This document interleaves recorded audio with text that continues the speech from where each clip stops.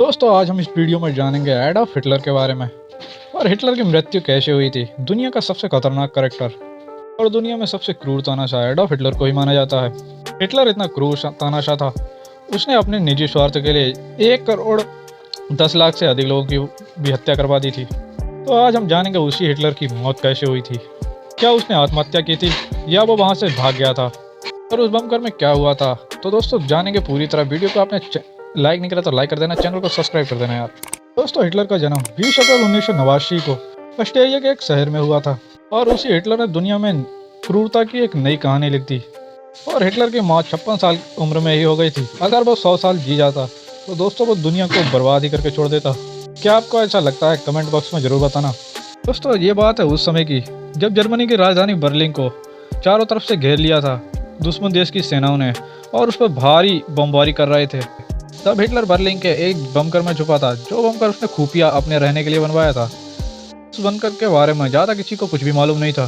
तो 10 दिन पहले उसका बर्थडे था और बर्थडे वाले दिन हिटलर बंकर से आखिरी बार बाहर आया था। उस समय हिटलर एक बात अच्छी तरह जान चुका था कि अब उसकी हार निश्चित है। तो आइए जानते हैं हिटलर की मौत का खतरनाक और खुफिया रहस्य। तो बर्लिन का युद्ध 16 अप्रैल को शुरू हुआ।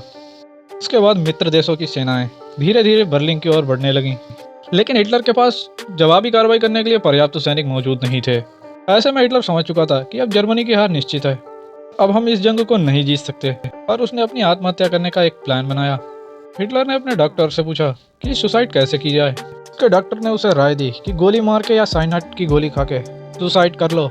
और नाजी पार्टी के अन्य लीडरों को यह बात पता चल गई कि हिटलर आत्महत्या की योजना बना रहा है। उन लोगों ने पार्टी पर अपना कब्जे करने की योजना बनाई।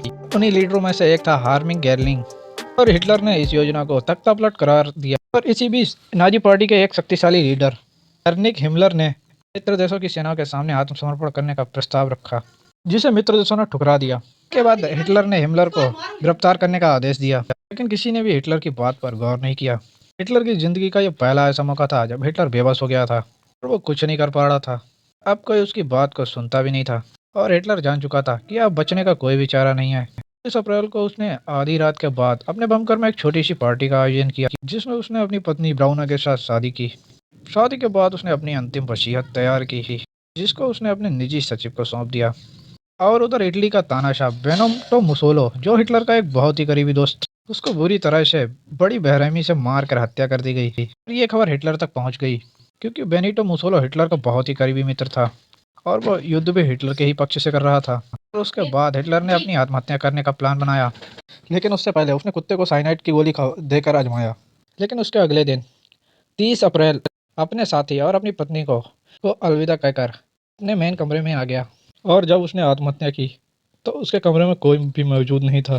बंकर में मौजूद अन्य सैनिकों ने कहा कि उन्होंने 3 बजे गोली चलने की आवाज़ सुनी थी। उसके थोड़ी देर बाद बादाम जलने की गंध आई, जो कि साइनाइड की थी।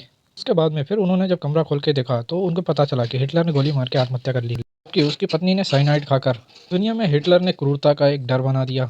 वास्तव में हिटलर खुद ही एक डरपोक था। हिटलर जैसा क्रूर शासक आगे शायद ही आपको कभी देखने को मिले, लेकिन लोग कहते हैं हिटलर को क्रूर क्यों बनना पड़ा। गाइस अगर इस टॉपिक पे आप वीडियो देखना चाहते हो तो कमेंट बॉक्स में जरूर बताना। दोस्तों वीडियो अच्छा लगा तो लाइक, चैनल को सब्सक्राइब और अपने दोस्तों के साथ शेयर करना मत भूलिएगा। मिलते हैं नेक्स्ट वीडियो में, तब तक के लिए जय हिंद।